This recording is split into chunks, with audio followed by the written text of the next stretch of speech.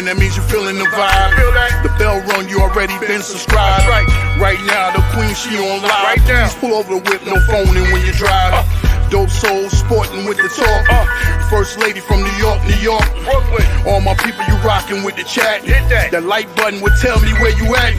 You know, step from the MBK, born and raised up MBK. Hey, real lady, where she holding it down. No matter way how you feel, she gon' greet you with a smile.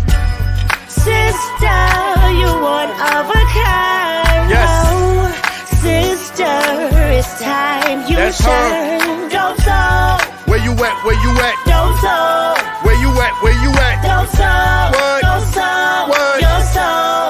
Where you at? Where you at?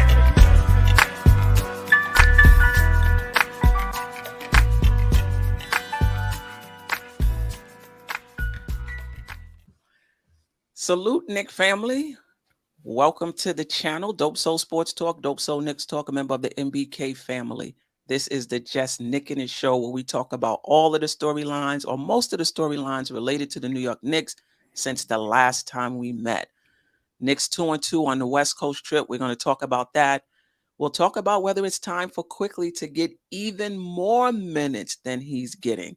We're going to talk about Mitch's most recent complaint, immaturity, or true, just maybe not the right time or the right medium. We'll talk about that. We're going to talk a little bit about Hartenstein, MCBRIDE, RJ Barrett, full show tonight. And I might, if everything goes well, be able to take phone calls. So this will be the first show of taking phone calls, and hopefully it goes off without a hitch. I appreciate everybody in the chat. Ashley Inc. 1, Jeff Clafter, Geraldine MacGyver, Pudge Nice, David L. JJ, all of those who are going to come later and those who watch it on the replay. Jarrell, how are you? Salute, Steph. Thanks for having me again. Long time no see, even though we saw each other yesterday. Thank you for coming on the Giants show last night. You and Ebru were obviously great guests. Yeah, you already know how we do tonight. Salute to the chat. You know, hope everybody have a good time. Yeah, I mean, if you're a Giant fan, the link to Jarrell's show is in the description. Die Hard Giants podcast live. I hope I or Giant. Did I get that right?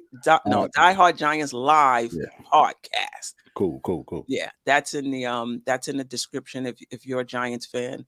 Yeah, I had a good time. I mean, it's probably been a year or so since I've been watching the Giants like that, but it's just good to get back into the swing of things. I'm back watching my old podcast, Patricia Traynor, entertainer. What is him? Valentine, Big Blue View. I like him as well. So I'm having a good time actually getting back to the Giants. All right, let's talk about last week, or this past week, I should say. Nice.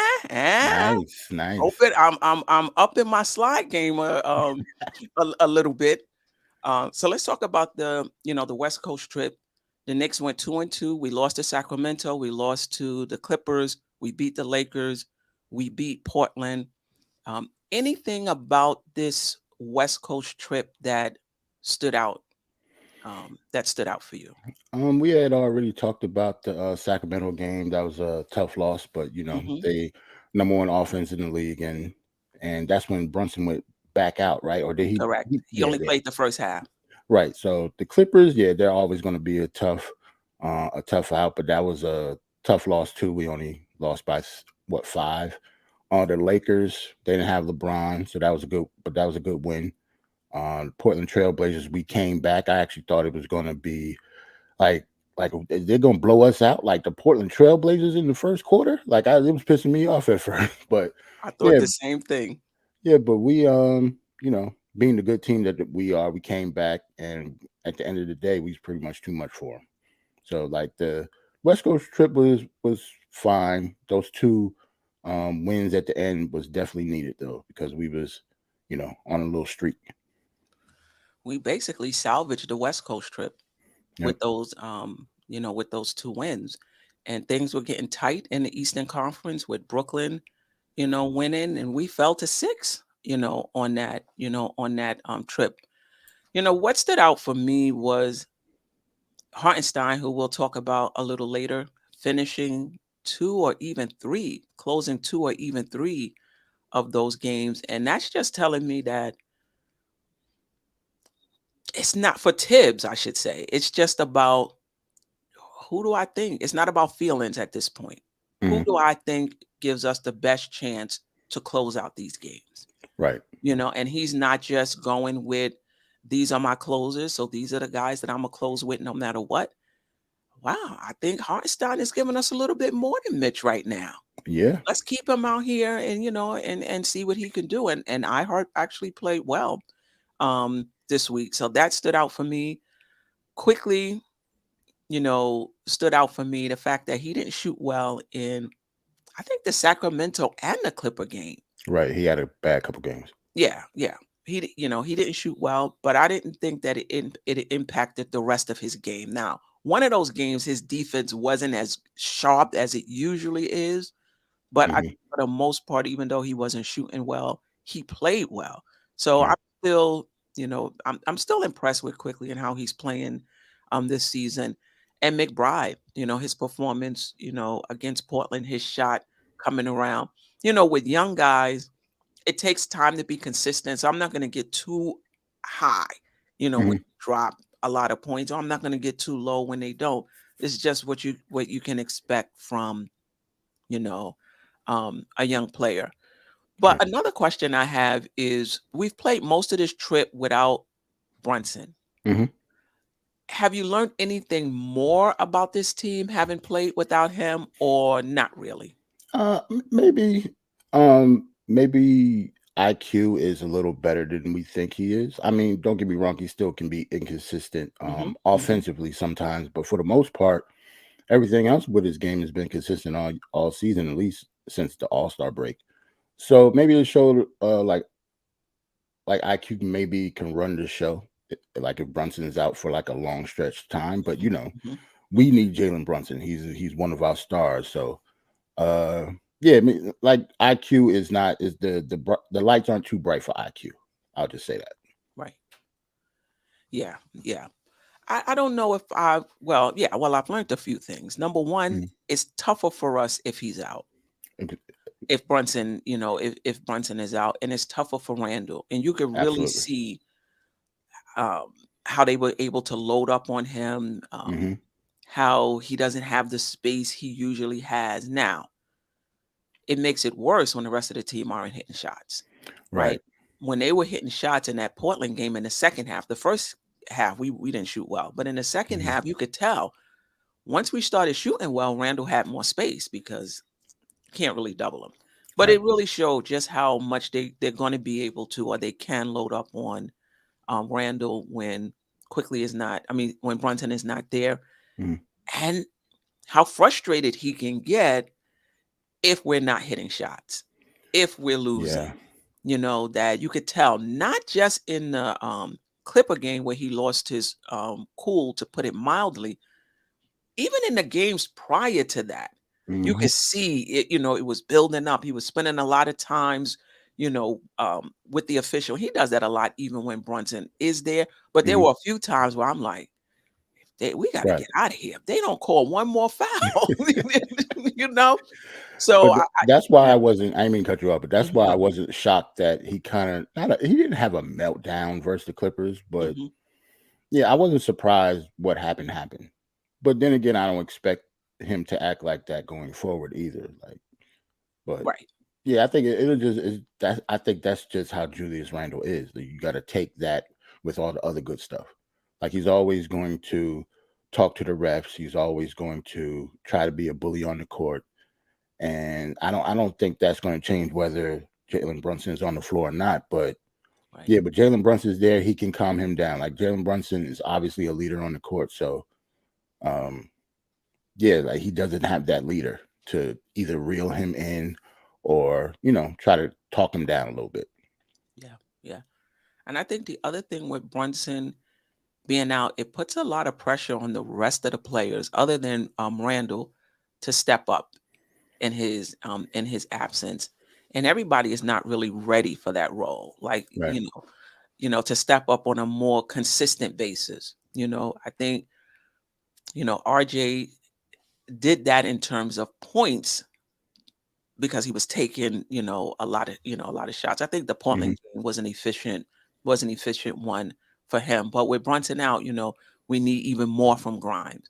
It's a Right. lot to ask. We need even more from Quickly. I don't think that's a lot to ask. We need even more from, RJ Barrett. So obviously it's a trickle down effect when, when he's not here.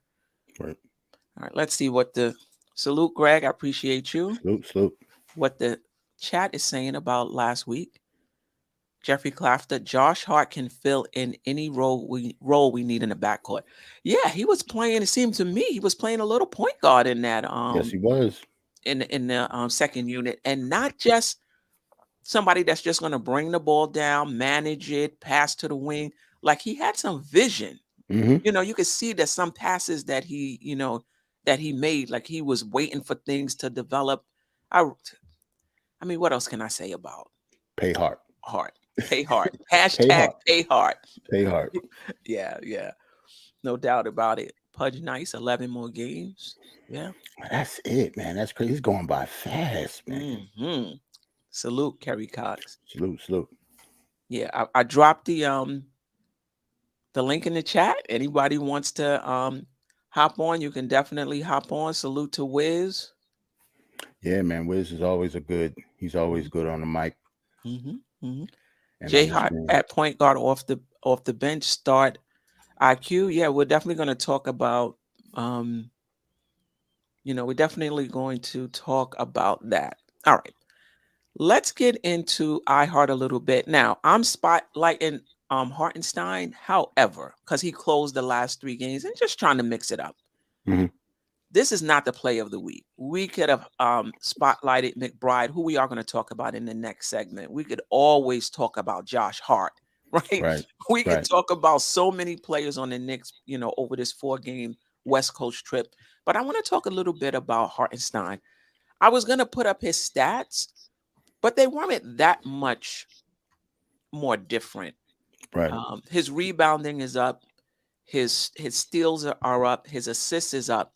But basically, when I looked at the stats, what I saw was that what he's bringing is not really showing up other than the, rebounding. So what did you expect from Hartenstein coming into the season? What did you see most of the season? And what are you seeing as of late? I actually expected a little more from Hartenstein on the offensive end Mhm. coming into the season. I thought he would shoot a lot more threes than he's been shooting. Maybe that's just by design, though. Maybe Tibbs doesn't want him to shoot Mhm. those. But coming from the Clippers, I thought he was going to be like a classic stretch 5 for us with a little play, with a little bit of playmaking too, because I actually like the ball in his hand. I like him making decisions. Defensively, though, I don't know. Like he showed a lot more effort than I thought he would. Mm. If that makes sense. Like I didn't think he was like a cone on defense or whatever, and he's not like a elite defender, but like you could tell the effort is there. In the beginning of the season, it seems like to me that he was kind of hiding some type of injury because he wasn't even running as hard as he is now. Like it seemed like everything is doing good for him, at the end of the season. When Mitch was out, he stepped up big for us. Well, him and Sims Mhm. stepped up big for us.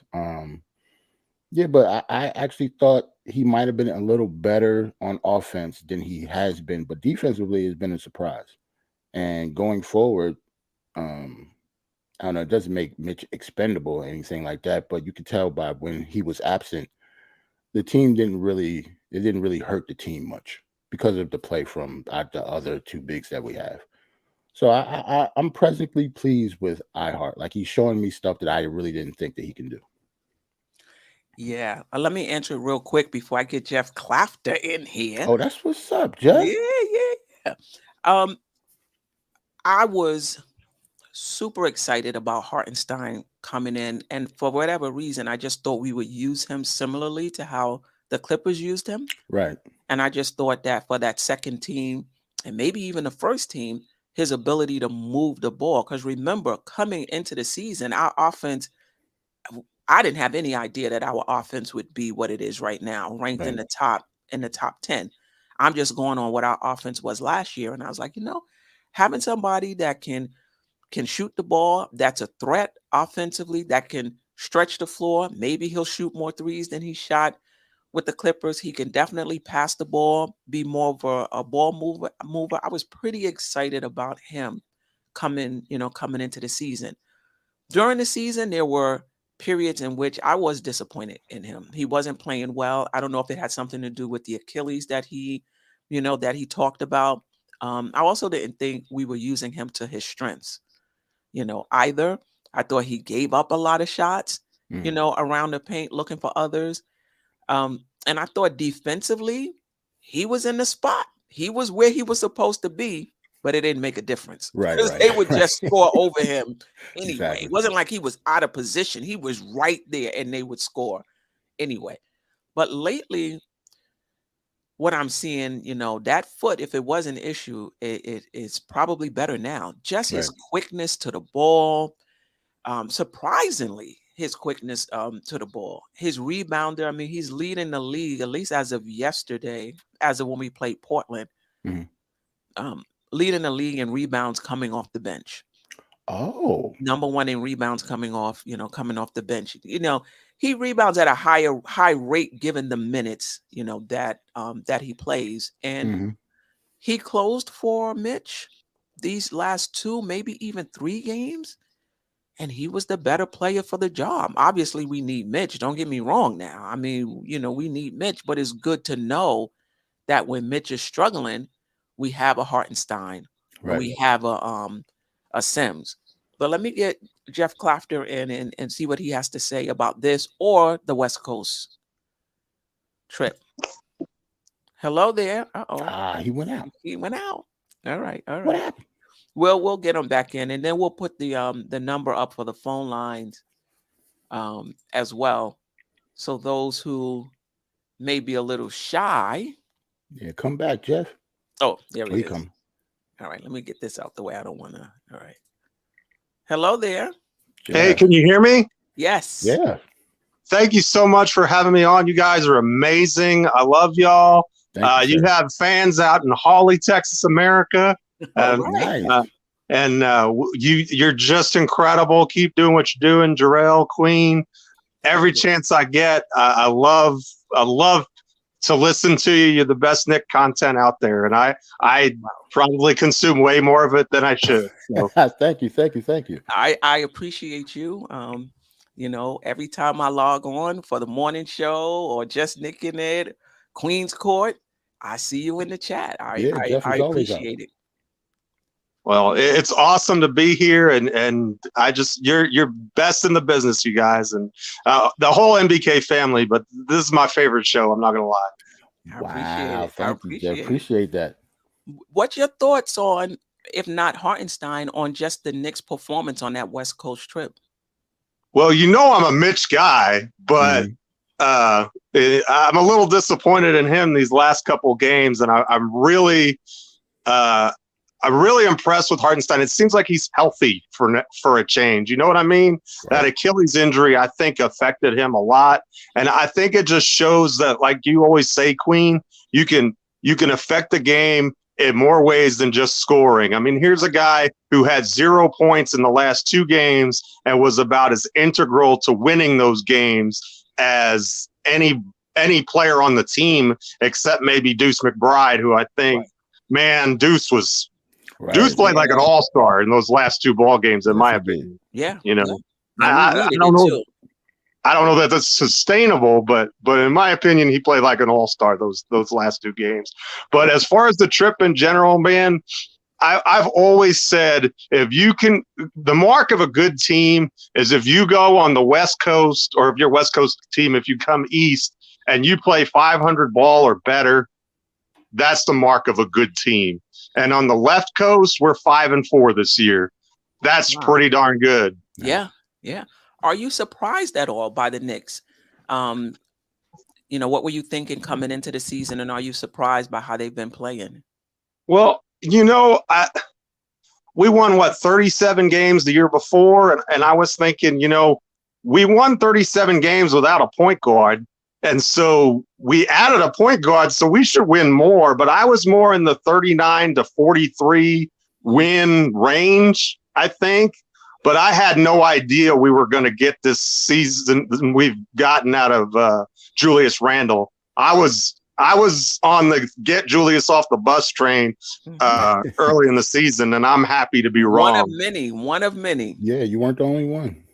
I mean, I'm happy to be wrong, and I'm most happy for him because here's a guy who went through hell and back with last year, and had everybody, with the torches and the pitchforks, and to come out and be all NBA again, and the narrative was out there for a little bit. Oh, he can only shoot in empty gymnasiums, Right. and then all of a sudden, you get him a point guard who gives him the ball. Jarrell's point guard, I should say. I apologize.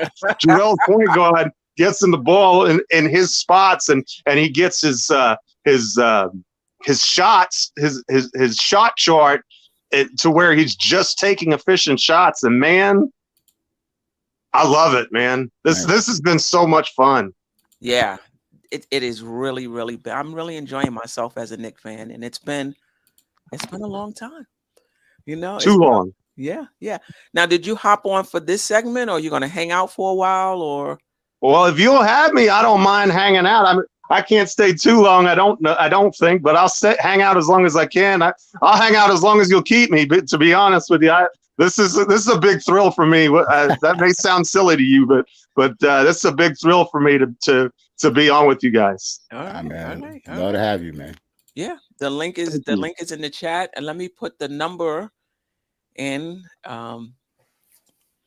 We tested it before, and it worked. Let's see. For anybody who wants to call into the show. Before we move on to the topics of today, I just want to update us as far as where we are in the standings. All right, I got to take this out. Sorry, guys. I'll put it back up. We are 5th in the Eastern Conference, 1 game above the Brooklyn Nets, who I understand are losing right now with, I think, 3 minutes or less left in the game. So with an opportunity to go up a game and a half, we're still 3 games out of the 7th spot with 11 to go. So, here's hoping that the bottom doesn't fall out, but I don't think so. Any thoughts on where the Knicks are in the Eastern Conference, and how confident are you that the Knicks will finish in the top 6 with 11 to go? And does it even matter to you if they finish 5 or 6? Obviously, if it matters if they fall to the play-in, but does it matter whether they finish 5 or 6 to you? Not really. As long as we get in, and I do think we're going to get in. I think it's I don't know. We're a good team, man. I don't want to be too pessimistic and think that we're going to fall out of the race. I don't see that at all. Even without Brunson, I think we're still better than some of the teams that we have to go against in the next coming couple weeks. So no, I think we'll be fine. And I don't think Brunson is going to be out too much longer. Like I don't think they have a timeline or anything, but he's walking around. He's not in the walking boot. I think he went to the Rangers game tonight. Yeah, I think we'll be fine. Brunson will be back soon. Yeah. Jeff, any we need to get that 6 seed or better, baby. I do not want to leave our fate up to a play-in. That's for sure. To me, 5 or 6 doesn't matter to me, but I think I wrote in the comments, I think it's probably going to take 46 wins to get to that 6 seed. I think if we get to 46, now it may be a little more than that because Miami's schedule's pretty light the rest of the way. Brooklyn's isn't that bad either, but we have some winnable games too. And if we take care of our business, it's like those 2 hit games against the Heat are the key to me. Yeah. We can at least split those. We split the games against Miami. I think we got a real good shot at least to finish in 6th. And I don't think it matters finishing 5th or 6th. The way the Sixers in Boston have been playing, we might finish 6th and get a first-round date with the Celtics. I don't know how you feel about that. You absolutely right. Yeah. For That's me, true. it's just play the games out, play to win, and wherever you fall, that's where you fall. Just don't fall into 7. Because I'm with you, Jeff. After, people are like, oh, rest this person, rest that person, player. It doesn't matter. I'm like, listen, we ain't all that good. We ain't that good. Well, I shouldn't Right. say we aren't that good. We don't have that type of history where we can say, as long as we're healthy, even if we finish in a 9th spot, we're going to be good. The most important thing for us is to be healthy. No. Right. Like, I don't have that type of confidence in this team because I haven't seen them. Maybe if we were Milwaukee or if we were Boston, I could feel like that. Like, listen, as long as we're healthy and we get our full complement of players, we're going to be good. I ain't seen the Knicks like that. I don't have that feel for the Knicks as far as a playoff team. You know what I mean? Right. So I'm like, let's not tempt fate thinking we all that. Oh, we healthy. We can be in the 8th spot. And the next thing you know, we home. Because you lose one game or two and you home. Right. So the Knicks need to finish 5 or 6. It doesn't matter to me which one, as long as it's not 7, because I want to see this team guaranteed 4 games in the playoffs. I want to see how we operate in the playoffs. And we got a compliment for you, Jeff. Let me put this up. Greg, to the new panelists, your microphone is amazing. And I said, when he first Word. came on, I was like, well, he's on his phone, or you got a professional mic over there? You sounding really I'm good. on my phone, yo. Is That's that an what's up. iPhone? No, it's actually a Galaxy Samsung. All right. I was about Hey. to say I might have to switch over if that was an iPhone. Yeah. I always said I had a face for radio. Man. Dwayne Dennis, it doesn't matter. 5 or 6 is okay. Yeah. I'm definitely with you. JJ, Nets down 8 with 2:50 left. Right. All right. Depends on how much you think Cleveland is the best matchup for us. Mm. You know what? It's going to be Boston, Philly, or Cleveland. Yeah. I think the Knicks can hang with either any of those teams. Now, Philly is on a tear right now. They've won 6 straight. Embiid Boston is playing struggling amazing. a little bit. Embiid is playing out of his mind right now. Embiid, right? Yep. Yeah. No doubt about it. All right. That's last week. That was the preview. Let's move on to what we're going to talk about this week. Okay. Talk about Emmanuel. We'll talk about Mitchell Robinson. We'll talk about Miles McBride. We'll talk about, RJ Barrett. But let's start with Quickley. He's averaging 28.5 minutes a game. His usage, meaning how much he's used in the offense, is 4. Right? So Randall, I have the team's usage right here. Mean like he's in 4th place? Right. Okay. So the usage rate is the percentage of the team plays used by a player when they are on the floor. It's important because it indicates how large of a role a player has within the team's offense, right? So number 1 in usage for us is Randall at 28.7%, Brunson at 26.4%, Barrett at 24.3%, and Quickley at 19%. Okay.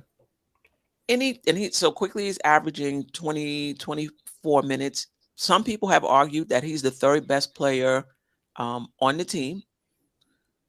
Do you think he should get more minutes, or at least more usage, more shot attempts? I don't know, man. I think the way that Tibbs is playing IQ, I think it might be right in the sweet spot where he's supposed to be.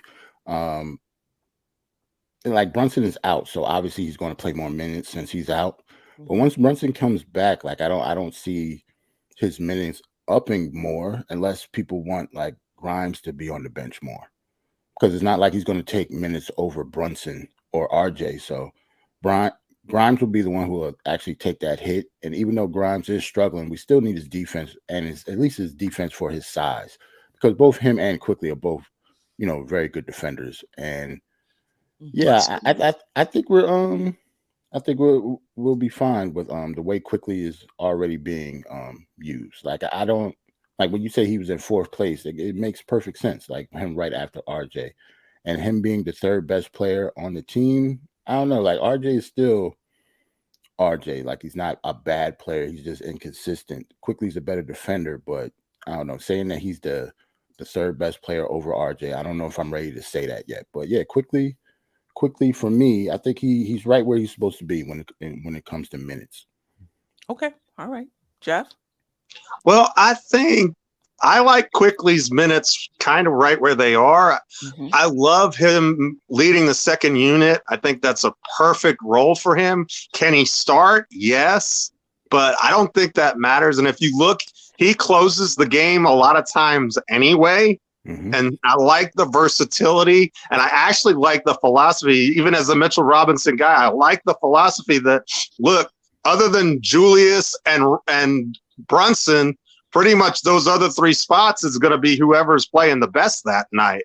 I love that because, you know, if RJ's cooking, let's go with RJ. If we need better defense, maybe we got to go with IQ in there. You know, and so Josh Hart is another one who has the flexibility. You're going to see him close in a lot of lineups, and I'm good with that too. But I love Quickley's role as it is now, coming off the bench, being strong. I love his defense. He anticipates better than any player I've seen in a Knicks uniform in a long time. He's always in the right spot to be. He directs his teammates defensively from the guard position, and that's not an easy thing to do. And so I like where he's at, and as long as he's in there come crunch time, I don't really care one way or the other. Well, I read an article today in Bleacher Report, so I don't want to take all the credit for this. But I read nah, take the credit, Steph. It's you. This is all you. We're giving you the credit, Queen. We don't believe in Bleacher Report. Don't nobody care about no Bleacher Report. It was an article on the 3 things the Knicks need to do to go far in the playoffs, I believe. But one of the things it said was, okay, well, actually, we'll get to that when we get to RJ. Okay. The reason why I think IQ should get more minutes, and I think the minutes should come from RJ, is the Knicks are, 5.9 points better per 100 possessions. And we've talked about the 100 possessions, right? That's a way to compare teams and players equally because they may play on a team that's fast, so they get more opportunities. That's why they score more points, or they may play on a team that's really slow. That team doesn't take a lot of shots, or they don't get a lot of shots. So it's hard to compare players and teams. But when you take 100 possessions for everybody, every team and every player, now you can, evaluate them evenly. So per 100 possessions, the Knicks are 5.9 points better when Quickley is on the floor. Wow. And they're 11.9 points worse when RJ Barrett is on the floor. Now, the thing is, Quickley, the dilemma is his height. We don't have a lot of small forwards on this team as it is. So now, to your point, Jarrell, you're not taking Brunson off the floor. Right. Grimes plays really good defense. If you give him more minutes at the expense of RJ Barrett, now you're talking about a 3-guard lineup, which we do. We close for the most part with a 3-guard lineup. Josh Hart is 6'5". He can play bigger than that, but he's about 6'5", right? I'm an advocate for getting more minutes because I just think he's more effective than RJ Barrett. But I do understand that we're going to be a short team if we do that, because now you got, during those times when he's getting more minutes, you got him at the 2, and you got Grimes now at the 3 playing what he's been doing, basically. Right. Guys who are guys who are taller than him. Maybe he can run some, maybe he can get Brunson a little more rest, so Quickly can get more minutes at the expense of Brunson, just given the ankle injury. I think under normal circumstances, that's not something you would want to do. But I agree with Bleacher Report that they said if the Knicks want to be successful in the playoffs, that they should decrease RJ Barrett's minutes, because he's getting a lot of minutes. He's getting a lot of usage in the minutes. You know, he takes up a big part of our offense, you know, the number of shots he takes, and he's super inefficient on the offensive end, and he's not great on the defensive end. However, when he gets less minutes and takes less shots, he's better. I think in Portland, he took 13 shots. I think it was 13 shots. He shot 22 points. Yeah, 22 points. And I think he shot like, I don't know, was it 50? You know, was it 50%? But it was an efficient line with less, you know, with less shots. I think he does better. You know, the issue though is we're going to be super small for longer periods of time. We're already small when we go with those, with the 3-guard lineup, but we're talking more minutes now being smaller. And I think that's the issue for me. In terms of getting Quickley more minutes. How many minutes you talking though? How many more? To me, I would like to see it flipped. Like he gets 28.5 minutes. Damn, flip. That's a huge thing. It's a 7 minutes. I think it's 7 minutes. He plays 20. Yeah, it is. He played 28.5 minutes a game, and RJ Barrett plays 34 minutes. So it's about 5.5 more minutes per game. But let me ask you and the chat, and let me put the phone number up if somebody wants to call in on this topic. What's the concern with Quickley getting more minutes? Like, do you think we're getting more from RJ Barrett? Is it more like me? I do have concerns about being small for longer stretches of time if we increase his minutes. Honestly, that was probably, to be honest, that's probably my only concern, is the whole being small thing. But then again, it all depends on matchups too. But especially like when you saying this, you don't just mean for like the rest of the regular season. You mean like going into the playoffs and stuff too, right? I mean like forever. Oh, because I just well, maybe next season it'll be different. To me, I just feel like maybe we should try your usage being tied to how well you're playing. So it's kind of hard to do that, because that can change from game to game, right? Some games, some players are playing well. So, it's hard to say, oh, he's playing well today, we're going to give. Sometimes it's hard to do that, but it's been a long enough stretch, I think, for this season anyway, for us to see that Quickley has really been a bit more efficient, playing at a higher level than RJ. So for the rest of this season, you're right. Next season, it could be something else. You think Tibbs will do I know, like I'm actually okay with it, like to at least to see what it would look like, us being small for longer periods of time. But do you think Tibbs will actually change this late into the season? Like, is RJ playing that inconsistently that he will take minutes away from him? Because that hasn't happened before. I think it already has, though. When Josh Hart came, I think his minutes has gone down some. Now, will it go down even more? Probably not. I'm just saying. I'm just asking the question.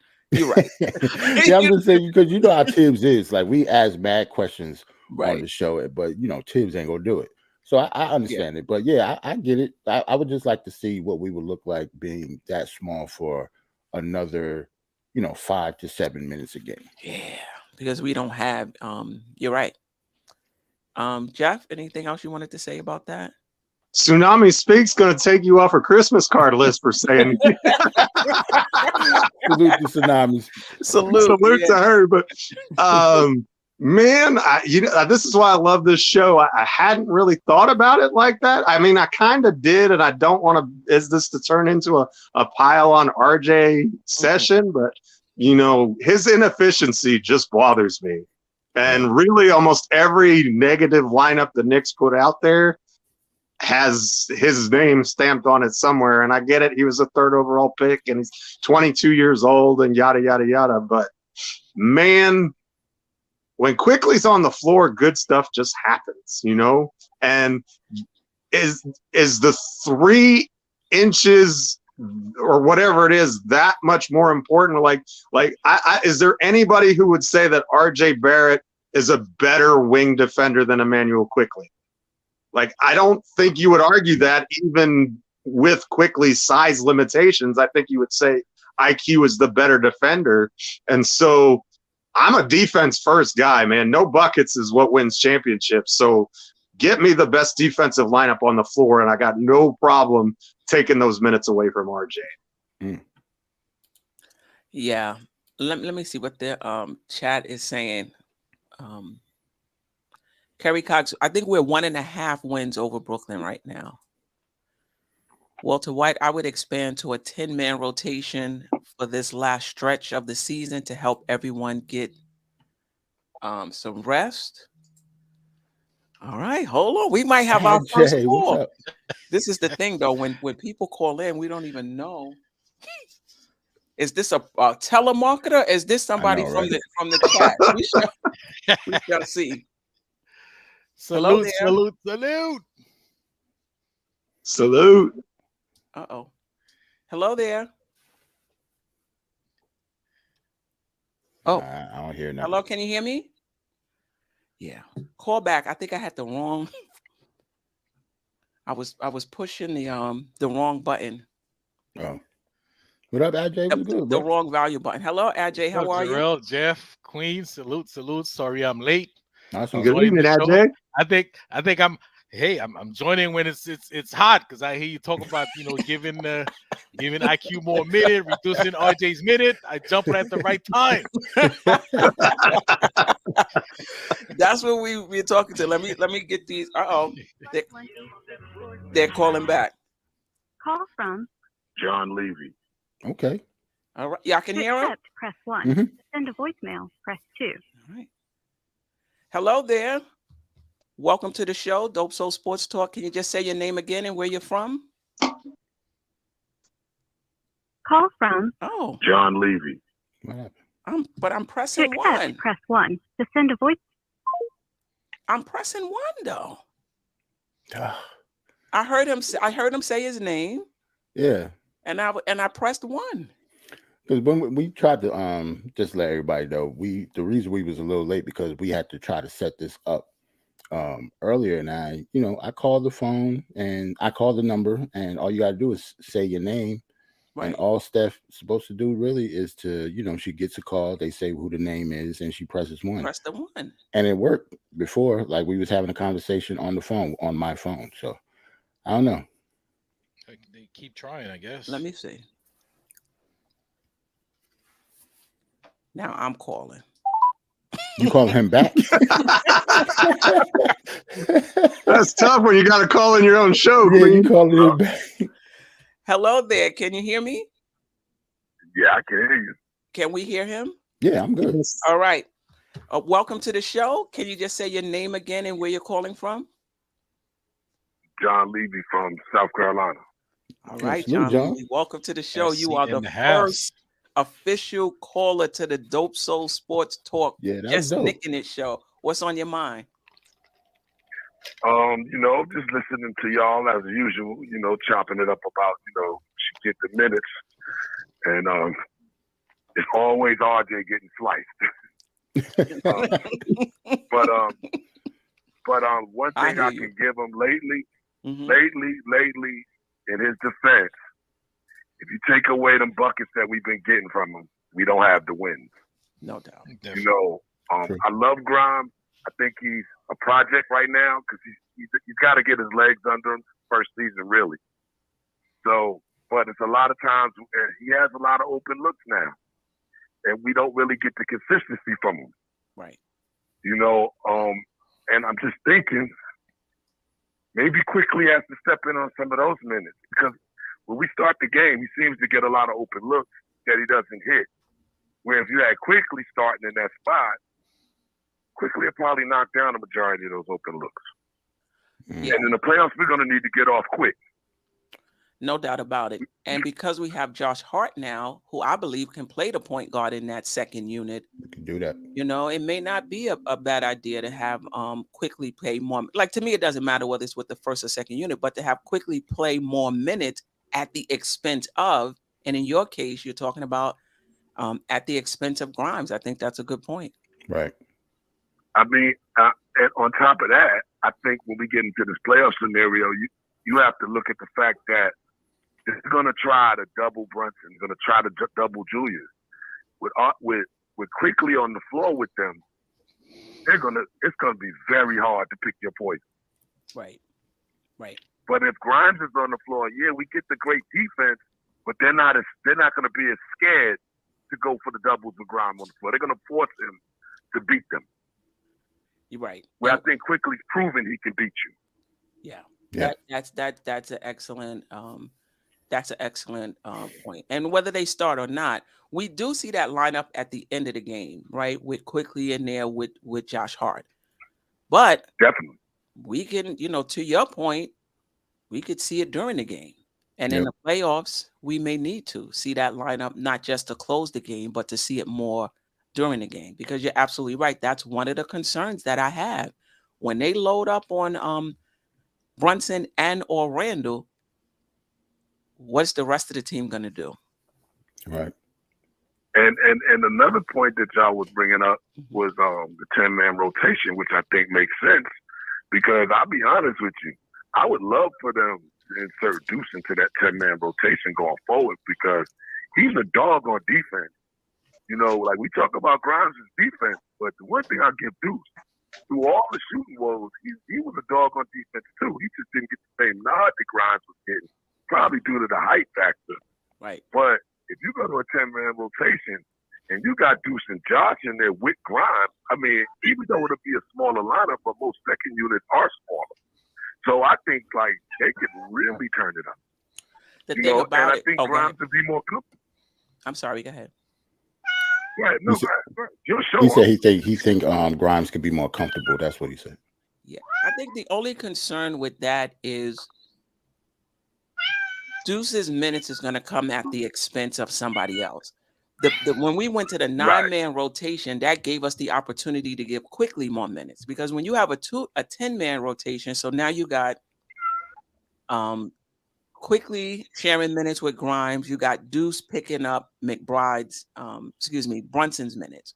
Mm-hmm. When we went to the 9-man rotation, now Quick can take the little bit of minutes left from Brunson, because Brunson played about 35, 36 minutes, and he could play the minutes behind Grimes. So I'm okay going with it. Yeah, you can tell it either way. I got you. But I'm okay going with a 10-man rotation. It just means less minutes for Quick, less minutes for Grimes, less minutes for Brunson. And that just means 6 minutes for Obi. You know that's right.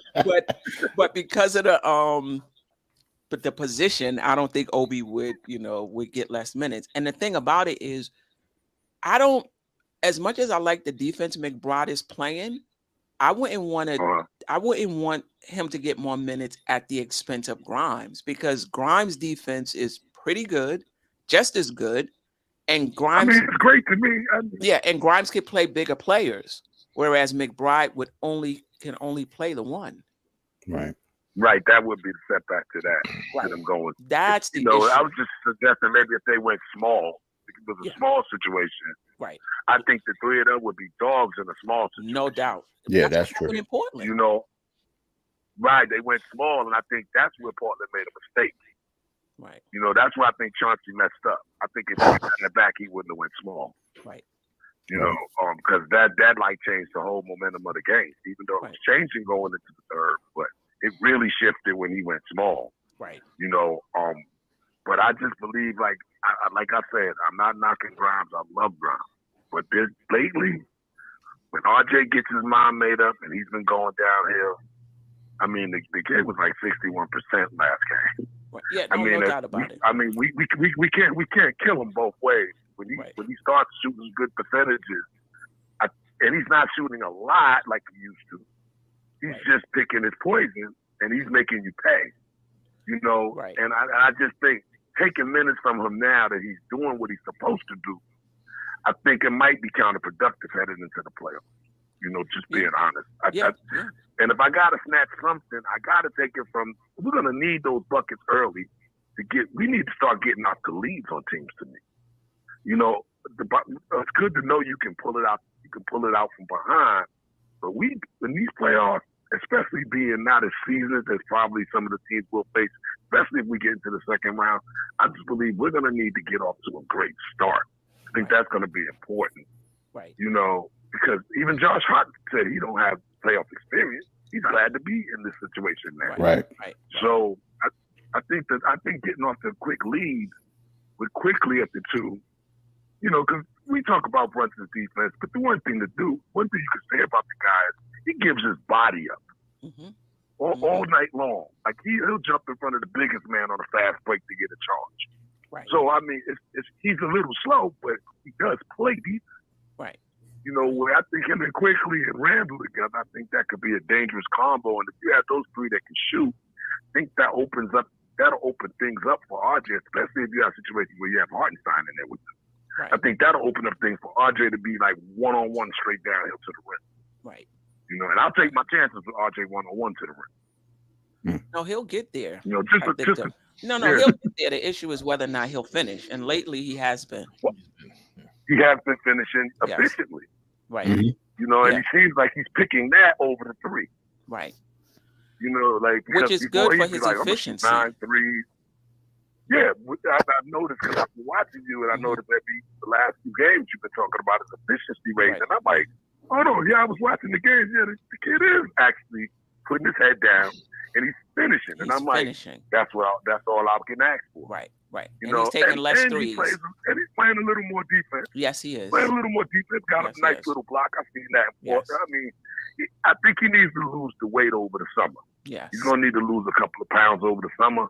But you can see the effort, you know, and I don't want to shoot him down. I've been gunning him down all year when I was watching with him. Right. You know what? I gotta give you the credit on the same side too.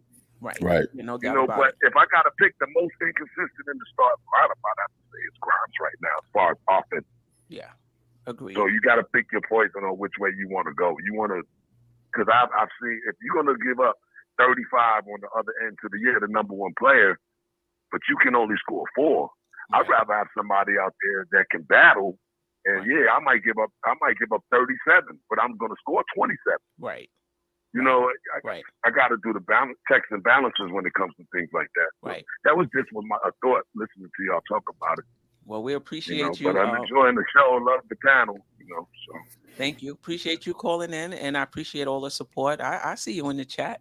Yeah, man. Salute. Great first call. I mean, I don't know how you get the regular chat in. I always super chat. Right. Because I don't even know how they be doing the regular chat. I'm like, I don't care. You can just, especially when I see y'all doing some positive. Yeah, I think it's the same. You just press the arrow, put it in the thing, and just press. You press it. Yeah. Nah, I'll keep pressing the super chat. I appreciate it. I appreciate it. Stay up now. I'm gonna talk to you. I'm glad y'all finally got the phone lines on. I didn't want to talk to y'all. Yeah, that's what's up, man. But y'all stay up, man. I'll see y'all at the next one. All right, then. Appreciate you. All right, man. Cool. All right, man. All right, bye-bye. Queen. So my take on this is I would man, it's a tough situation that Thibodeau, like he's really hey, listen, that's what he gets paid for, but he really has to manage those minutes. Down the stretch, like this home stretch going towards the end of the season, I would reduce Quentin Grimes' minutes. I think he's not performing because he's just not used to playing this much. Last year was his first season, and he really didn't play the whole season. So he's really, he doesn't have his legs under him, even though you could see he's trying to put in the effort, but it's just his body's not responding. And I think he probably should cut back his minutes for the next few games or so. It's already cut back since Josh Hart's been here. He's down to like 20 minutes a game. You can bring him down to 15. You know what I mean? If that'll help him. We got to And think about the defensive part. yeah, but that's what I'm True. saying. So it depends on who's on the other team, because if it's a bigger body on the other team, Deuce McBride really can't do much. I mean, not that he can't do much, but he's very limited. If his it's a bigger player on the other side. Yeah, but RJ Barrett, listen, he has picked it up lately. Yes. Efficiency, he still do those bonehead plays, but you count like 3 or 4 of them every game. The only thing is, I hope he does. I hope he commits these mistakes like the first quarter, and then we good the rest of the game. He actually did that in Portland. I don't know if there was a sequence where he had like 2-3 turnovers in a row, and I'm like, oh boy, Tibbs gonna yank him right out. But he hit a 3-pointer, and then Tibbs kept him in the game. Right. He does these bonehead plays, but I guess if he can cut those back, man, it's gonna be really good to have him in the playoffs where he could perform on a higher level. Yeah, I mean, the thing with RJ, and then I'll get to the chat. I have a few comments highlighted already. He's taking less shots. That's helping his efficiency. Most of the shots he's taking at the rim. He's not shooting a 3-pointer well, particularly mostly since the All-Star game. He has not been shooting the 3 well. 30% maybe. So he's not shooting that well. So he's limiting his threes, and he's going to the rim, and he's making them. And that's helping his efficiency. The concern, I guess if you want to call it a concern, is the Knicks need perimeter shooting. Like, that's a concern I have going into the playoffs, the perimeter shooting. And obviously we'll take any basket we can get. And if he's hitting at the rim, that's great. But I'm a little concerned that Grimes is not hitting his 3-point shot, which is fine. I'm okay with that. He's a second-year player. You expect him to be inconsistent. And then you got RJ Barrett not hitting the 3. And we've been able to get away with it for most of the season. Will we be able to do that going into the playoffs? Yeah, he's a second-year player who really didn't play the full first year too. That's very important. Correct. So let me let Josh in, and then I want to get to the chat, and then I'll hear what Josh have to say. Welcome, Josh. Josh. Kerry Cox, Obi has been a factor in the last couple of games. Happy for him. Greg, Deuce has finally gotten over his fear of the NBA. If we start to get G League Deuce now, then I can't see how you keep him on the bench when Brunson gets back. Listen, as we were talking about with the caller, and shout out to John Levy, if you go to a 10-man rotation, those minutes have to come from somebody, right? Who are you taking the minutes from? And remember, he's limited to playing the point guard position. So maybe you take it for Brunson, particularly if he's not 100%. I can definitely see that. Do you take him? He had the 18 points. That's great. But like Grimes, I anticipate even with high usage, he's going to be up and down offensively. That's just what you can expect from second-year players. So I'm not sure if I'm happy that he had the game he had. I don't know if I'm ready to make changes to the rotation because of it when Brunson comes back. Appreciate you, John Levy, for the super chat. Or Helder Queen and the entire panel. Enjoyed the chat. We enjoyed having you on. First caller on the show. That was dope. Kerry Cox, McBride needs IQ and J Hart on the court with him to be successful. Craig again about Deuce getting more minutes. Bless you, Josh. JJ, less is more with RJ. Kerry Cox, he's just hitting his stride. I mean, the past few games he's played better, and I thought his defensive intensity has been better as well. My main concern would be Quickley at the 2, defending tall shooting guards. Good defender, but still undersized for the 2. Yeah, that is fair.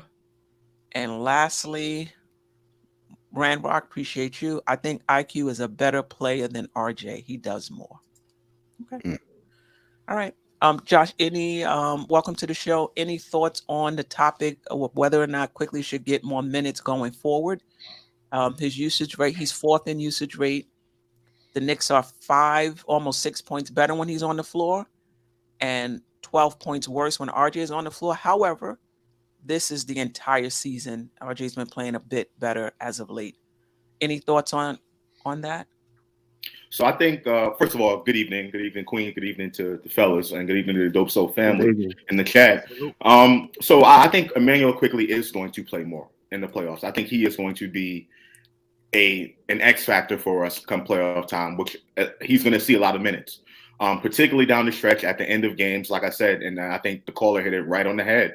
I've been saying this for a long time. You put the ball in Emmanuel Quickley's hands at the end of games, particularly if the Knicks are going to play this isolation style of basketball. You're going to get Randall double, you're going to get Brunson double, and you're going to put, teams are going to put their best defenders on Jalen Brunson, preferably taller defenders.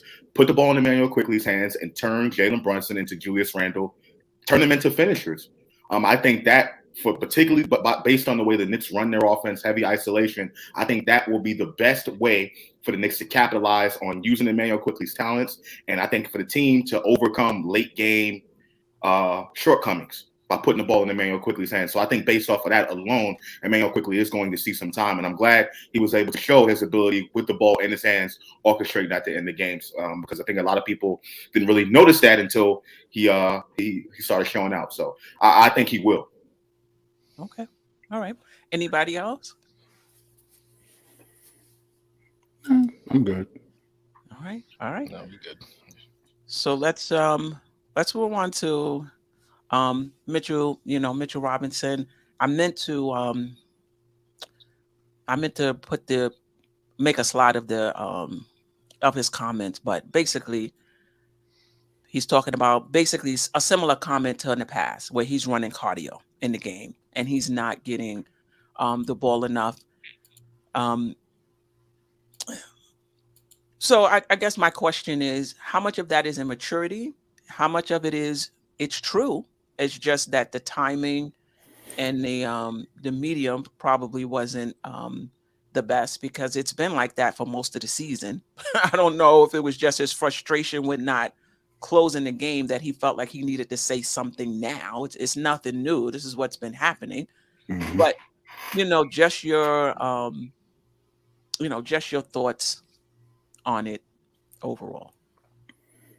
I'll go first. I think it was a little immature, obviously.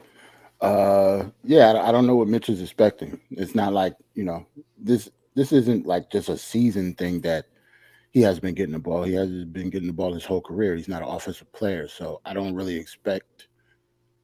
what he expects for them to do. Like, does he want the ball more in a certain spot? Because it seemed like when Mitch scores is either right above the rim or right below it. So I'm not the type of person that would give him the ball on the block. He doesn't have a mid-range jumper. You can't give him the ball there. When he has the ball in his hand, he's not a playmaker with it. So I don't really know what Mitch is expecting at this point of the season, especially since the season is already over. But yeah, like Mitch, your whole career, you haven't been an offensive player. So I don't know what he means, but it's definitely immaturity to me. Yeah, I mean, they probably can run more, pick and rolls. He is an elite finisher, for sure. Maybe more alley-oops. I mean, for me, what he's saying could be right. Maybe there is more offensive opportunities for him, not in terms of just like putting him in the post and giving him the ball and letting him go to work, but maybe off of pick and rolls, maybe they can look for him more. I just feel like this isn't the time. We on a West Coast road trip. We struggled in the beginning. We're without Brunson. We finally win 2 games. You didn't close the game for whatever reason. You didn't close the game, and now you want to put something on social media. So for me, I think it's true. I just think that it was a bit selfish at the time. Like, it's not about you. It's about us as a team. And if you have issues with that, go talk to Tibbs about it. Right. I don't think putting it on social media, and I don't think the timing when we're in the middle of a playoff positioning race that, you want us to focus on what you have to say. So, I mean, that's it. But I think his point is fair. But Queen, Point is fair. that somebody should point out to Mitchell Robinson that all these years he's been in the league, he really hasn't. His game hasn't really improved that much. Maybe he should, over the summer, figure out how to add a couple of weapons to his offensive arsenal, and then maybe they'll have a better reason to have him close the games. Sometimes at the end of the game, they can't just have a putback guy. They need a center that could shoot a little 8-footer or somebody who's got some sort of move like a skyhook or something. You got to add something else to just banging a board and shoving it back on the offensive glass. You just got to add something to a couple more things to your game. And the free throws, though I don't know and the what free Art is yeah. shooting. I think he's only shooting. He's better than 60%. Mitch. That's better than Mitch. If Mitch shoot half your free throws, shoot 50% at least. You can't even do that. So how about better your game first, then you can start complaining when they're not drawing the games for you. And plus, to be complaining about offense when you need to be focused on more of your defense. That's why he has been playing well in the stuff that he's supposed to be good at. I would like to. So I first of all, let me just say I agree with AJ in regards to and you, Jarrell, in regards to Mitchell Robinson and what he lacks offensively. I've always wanted the Knicks to pick up a center that can basically diversify the offense a little bit. We don't really have that much offensive versatility. Outside of Brunson, there was times where the Knicks, they got all those offensive rebounds. They settled for threes. They couldn't get in the paint at all. So I think having another option out there offensively, particularly in the paint, will be big for this team. But I just want to say I disagree with the notion that it's immature. And I think his comments are completely independent from him not playing those games down the stretch when Hartenstein was out there. I think it's completely independent from that. I think Mitchell Robinson just basically voiced how he felt. I don't think those opinions that he did or how he did it is going to affect the team in any way. I don't, whether it's a middle of a playoff race or whether it's the beginning of the season, I don't think those words and how he did it is going to affect the team in any way. So I don't think it's immature for him to basically voice his opinion. And I actually appreciate the fact that he is hungry and that he wants to be more involved in the offense. I appreciate that. But to what y'all was saying, to Steph's credit, I think it is a little bit selfish. He has to look at himself in the mirror partially and get himself open, first of all, make his free throws and stuff like that. So that's how I see it. I don't think it's immature, and I think it's independent from the Isaiah Hartenstein playing at the end of games. Yeah, I totally disagree. I think that this is something that's been going on all season. Why now? Like that, this is something that he could have said at any time. I think it came out of his frustration from not starting. Maybe he's embarrassed. Not closing. Excuse me. Yeah, like before we went on the West Coast trip, he had the same role in the offense. Nothing. For the past 25 games, no role in the offense. All of a sudden, 3 games he doesn't close, and now he has something today. It's hard to say that they're not related. It's hard for me. Obviously, I don't know with certainty, but it's hard for me to say that they're not related when he was humming along all along. Can I ask you a question though? So this isn't the first time we heard this type of sentiment from Mitch, right? So we've heard the same thing last season. We've heard it seasons before. So if it's, he wasn't battling with Hartenstein last season to close games, right? So that's what I'm saying. I don't think these comments are directly. No, that's what I'm saying. I don't think it's specifically related to the Hartenstein thing. He said the same thing last year. He said it the year before that, right? About him getting more involved. I don't think it's about Hartenstein per se. I think he's getting less minutes. He played 7 minutes in the second half the other night, 7. So I don't think it's Hartenstein per se. I think it's not getting minutes. His minutes are less, and I think there's some frustration with it. And I agree with you. I want him to be frustrated. If you're not playing, I want you to be frustrated.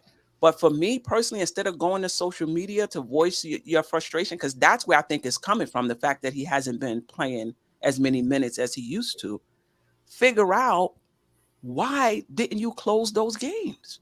I think I also agree. My last point is I also agree. I don't think it's going to impact the team whatsoever. I never said that. No. Of course not. I just don't think that this team is mentally they're strong. Ain't nothing. Yeah, ain't nothing Mitch can say that's gonna. Yeah, I guess the reason why I mentioned that is because you mentioned the timing of it. You know, in the middle of a playoff race, I don't think the timing the necessarily selfishness matters. to point out the selfishness of it to Right. me, not that it's going to impact the team.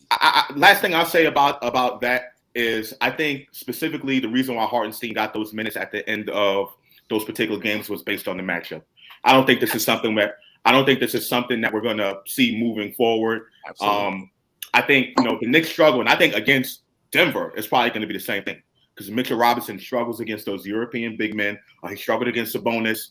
You know, basically when the big men are the focal point of the offense and they're orchestrating, Mitch struggles against those type of European Sabonis, Jokic type of big men. So I think we'll see Hartenstein again in that type of, you know, scenario, closing games out. But I don't think this is going to be the norm moving forward as far as Mitchell Robinson not closing games. Yeah. Neither do I. I think it was just situational. Michael Sharon, I hope I got that right. It is unprofessional and mature for Mitch to throw the team under the bus. He makes a whiny baby complaint about the team at least once a year in social media. Shaking my head. Teams will employ Hacker Mitch in the playoffs, and they can hack a Hartenstein as well. I mean, he's shooting, 60%. You know, Mitch needs the ball more. I do think, I mean, he's an elite finisher at the rim. You know, can they find some ways to get him some more alley-oop opportunities? Queen, can I ask a question? Oh, absolutely. Yeah. Do you think that, and I'm just thinking about this now, do you think the lack of Jalen Brunson in the lineup is maybe one of the reasons why he's not seeing the ball as much? Or do you think, because I noticed, and I mentioned it in the stream, the post-game streams to you a couple times, what happened to Mitch? Like the last two games, he's just been like a ghost, non-factor. Like you couldn't even tell. I don't think he's had a stat in the first quarter against Portland.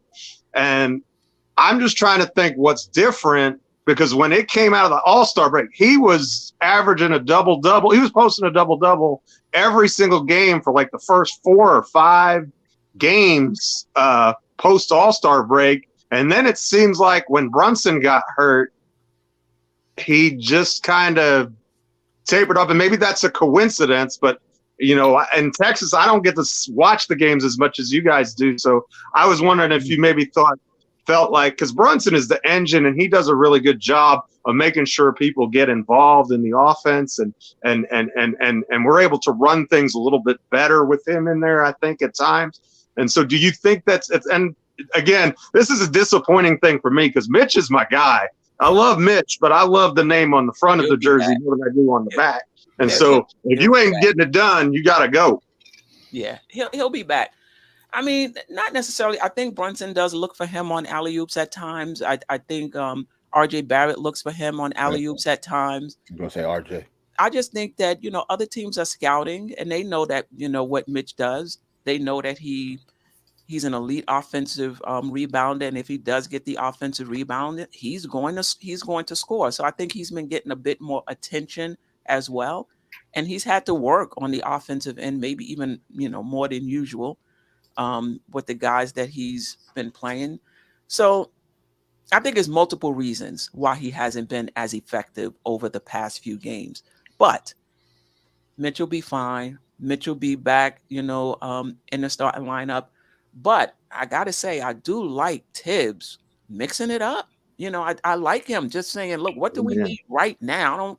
I'm not that he was ever worried about feelings, but I just like him just saying, listen, we trying to win every single game. So whatever I can get from whoever I can get, that's where I'm going. So I really like seeing that. Let's get John Levy. I shouldn't have told you, John Levy. That could have been another $2 super chat right there. Mitch needs to learn how to shoot free throws before he worries about being a main cog in the. I don't think he was talking about. I hope that's not what he was. Better not be no main cog. But no. But listen, in that Bleacher Report article, one of the things that it said in terms of the Knicks being successful in the playoffs, decreasing RJ's usage. This was their opinion. The other one was finding a way to utilize our centers better at what they do. And that is, Mitch, as I mentioned, is an elite finisher, finding ways to put him in position to finish at the rim. And iHeart is somebody who can pass the ball. His assists are down. His assist percentage is down from his days in Cleveland, the Clippers. So we know he has that ability, and we've seen a bit of it actually on the on this West Coast trip. 3 assists, 4 assists, moving the ball, what have you. But we can get even more of that, from him. So we'll see.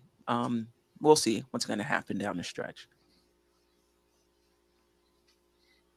Go ahead. Well, I just want to say, in regards to that, I mean, I think that is probably my biggest knock on Tom Thibodeau. I really can't say much negative about Tom Thibodeau based on the way the Knicks have been playing this season overall. But that's just my only knock, the offensive or lack thereof versatility. We can use Hartenstein more, get him involved more. That time when the Knicks were selling for all those 3-point shots and we couldn't get anything in the paint, I think that was an opportunity for the Knicks to, utilize the centers in the offense. For whatever reason, Hartenstein in the high post, passing out of that high post spot, or maybe throwing the ball down and and getting some action off of that. You know what I mean? The Knicks don't do enough of that, in my opinion.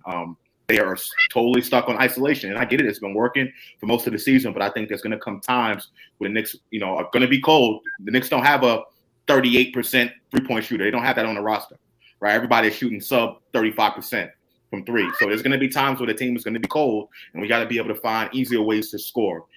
Getting RJ in movement, stuff like that. I think that's certain ways we can use our centers to be able to help us out offensively, in my opinion. Yeah. I mean, in the second unit, for sure, I definitely would like to see iHeart. I think that's happening, though. Since Josh Hart has been here, you kind of see definitely more movement in that second unit. As far as the Knicks offense, I'm okay with it because I just feel like every team pretty much runs the same offense. I think no matter what you add to the offense, teams are going to scout it. We can run a pick and roll with Obi. We can run, try to run whatever play we want to run with RJ to get him downhill. Okay, you're going to get away with it for a while. Teams are going to scout that, and they're going to make their adjustments. I think going into the playoffs, you can run a motion offense. You can run whatever you want to run.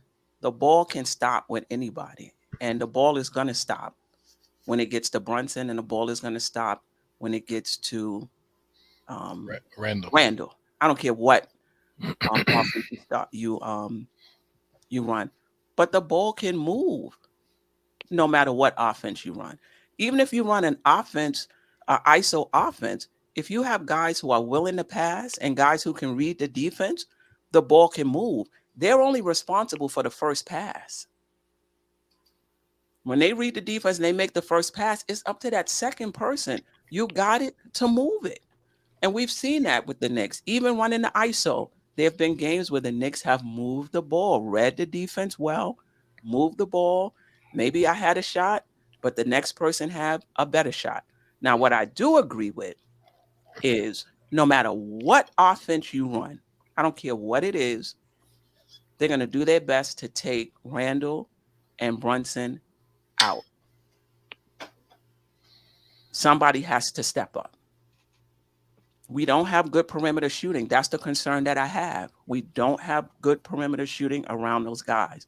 When they're crowded, when they're double teamed, and we pass it out to Grimes, we pass it out to Quickley, whoever. If those guys are not hitting shots, the Knicks are going home. We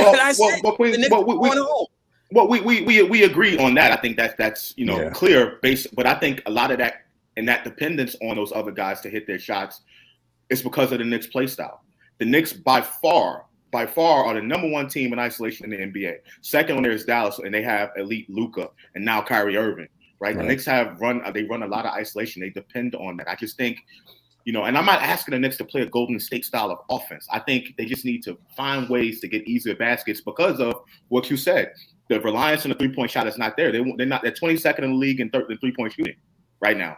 Right? My big concern, and I compare this Knicks team to Dallas last season with Brunson, right? Heavy isolation. They weren't shooting that great in the regular season. Come playoff time, they were third in the playoffs as far as overall 3-point shooting, right? So either we can depend on that, us to knock down some 3-pointers. I think if we can do that, then of course I think we'll be fine.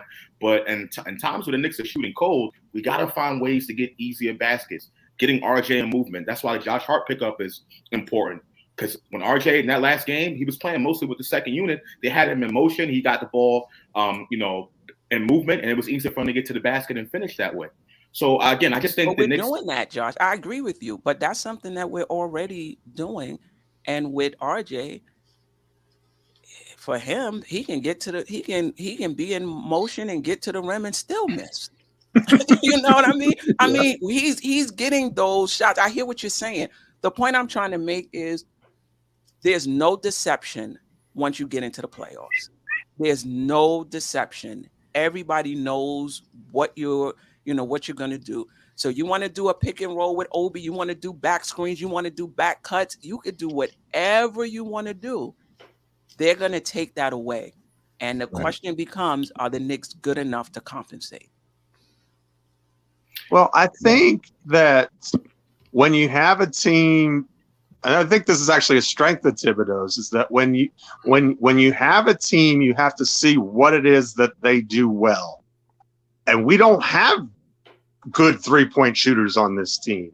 What we have is elite offensive rebounders and guys who are elite at getting in isolation and scoring, especially Brunson, if you're talking about efficiency is concerned. I don't think there's ever been a team that's operated the way that we do before. And I think it's very interesting. And I don't know if it can be successful in the playoffs because I don't think we've ever seen it before, where you have two ISO heavy guys and a bunch of guys that don't shoot particularly well, but they shoot volume. I mean, it's not like we don't take a lot of 3-pointers. We don't make a lot of 3-pointers. Right. But a lot of our offense comes on our either misses at the rim by guys like Randall and Barrett that we get the offensive rebound and put it in, or rebounds that we kick out and we get enough opportunities. In other words, if you get those extra possessions, then if you're shooting 5% worse, but you get 3 more possessions, then that cancels out the bad percentages to a certain extent. You know what I mean? And that's what's happening with our 3-point shooting as well.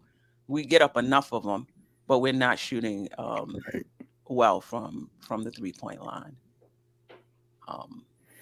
We actually winning games despite all of this. That's the crazy part. Right.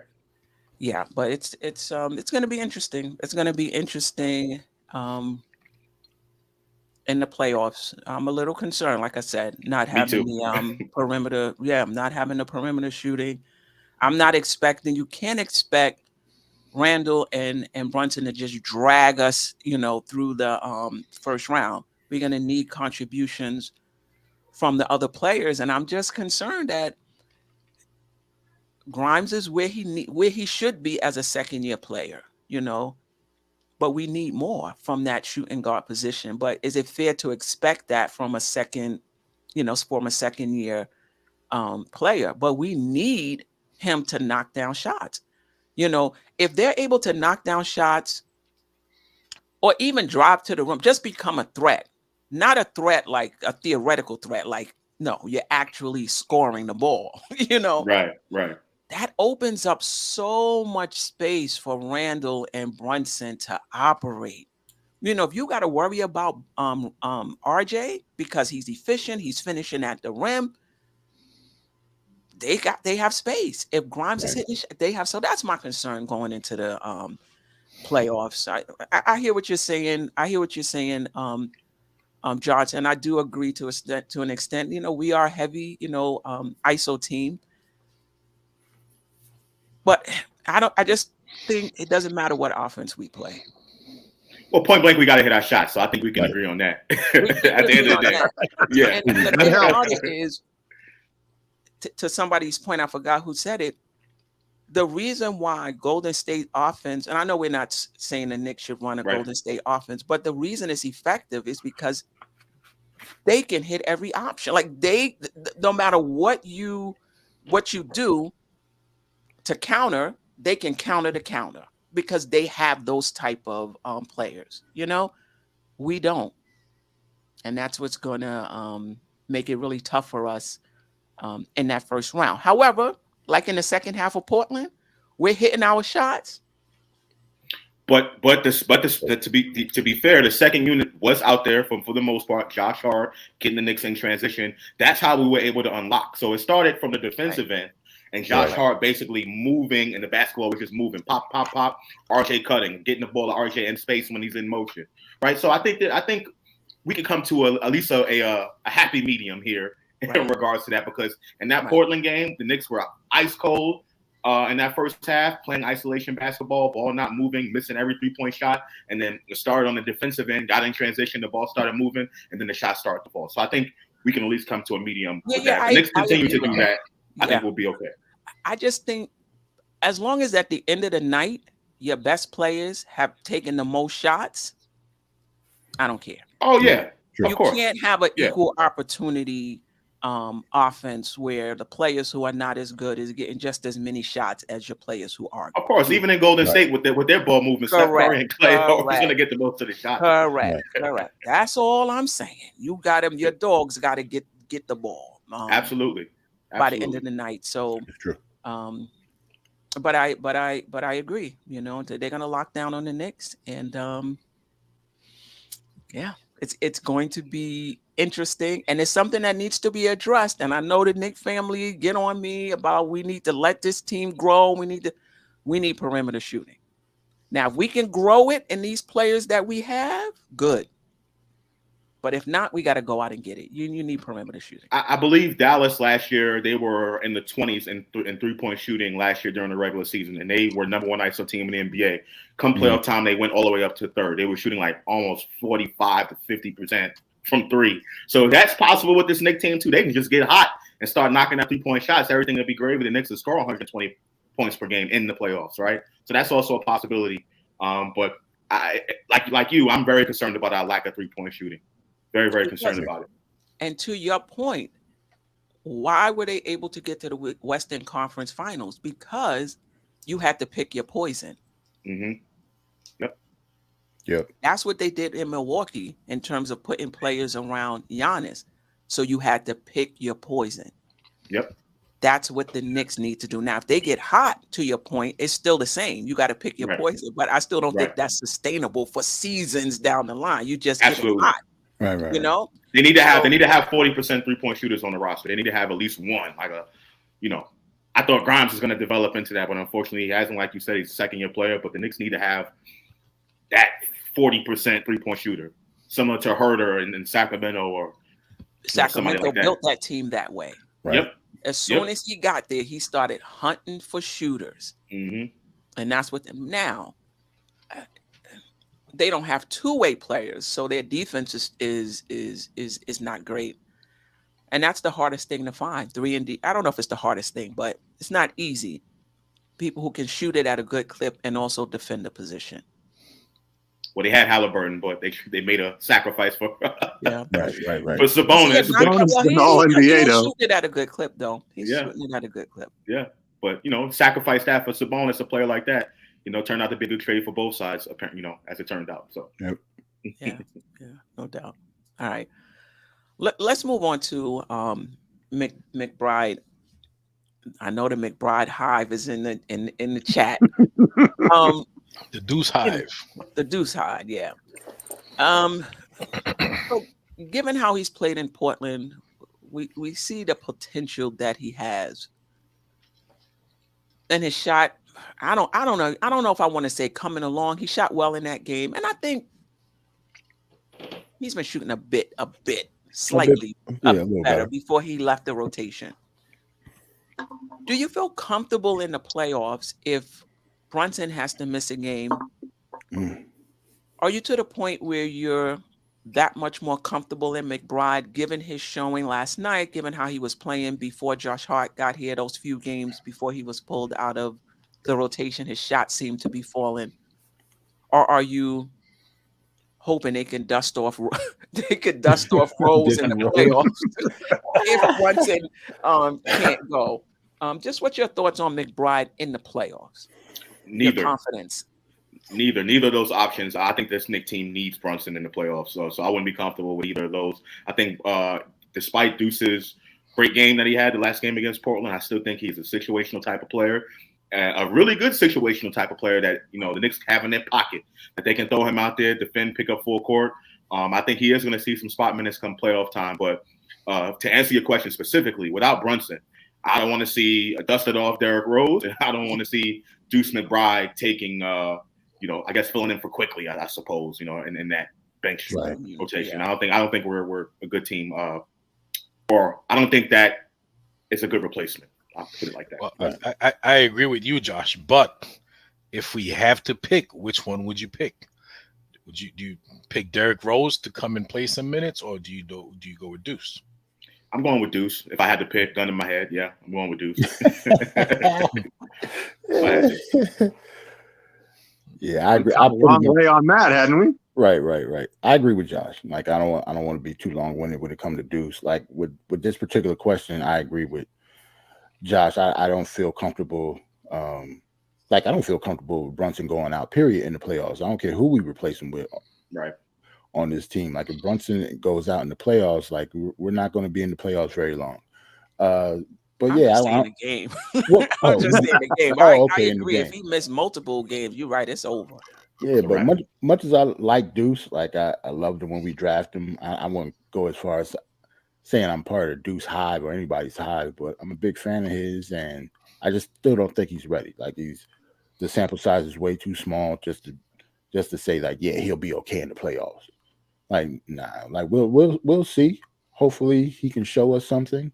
In order for him to show us something, unfortunately, Brunson will have to probably be injured because he is situational. I don't see, like we talked about it earlier about Tibbs going to 10-man rotation. I just don't see it happening.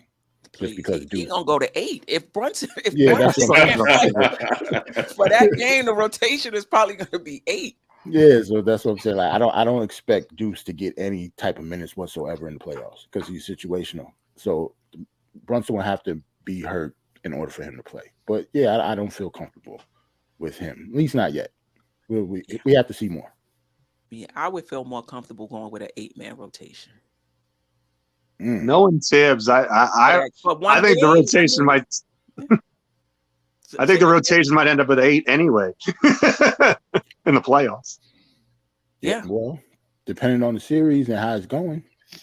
Depending on the game. I mean, he'd throw Deuce in there for a couple of minutes, see how it goes. If it's going well, he'll keep riding him until it's starting to fall off the rails. Wait, hold on. Now that I think about it, you said 8. Who's the 3 coming off the bench?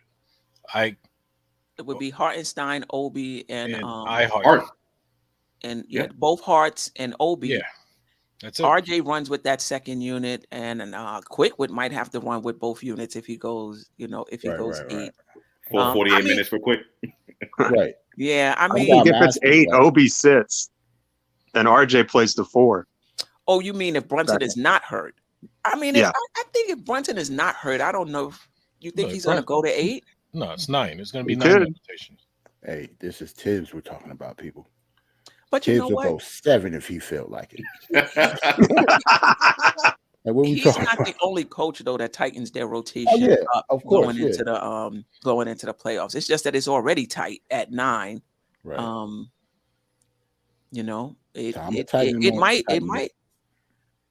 It might get to 8. I'm okay with 9 though. I'm okay with 9. Very possible for 8. Yeah, because let us there's nobody to back up Randall. Because you think if you go 8, it's Obi that's out of the rotation. So you're going to use Hart and Mitch together? He said RJ at the 4. He said RJ at the 4. Yeah, RJ have to go small. RJ play the 4. Oh. And Randall at the 5. Yeah. Depending on who we play, Josh Hart can play the 4.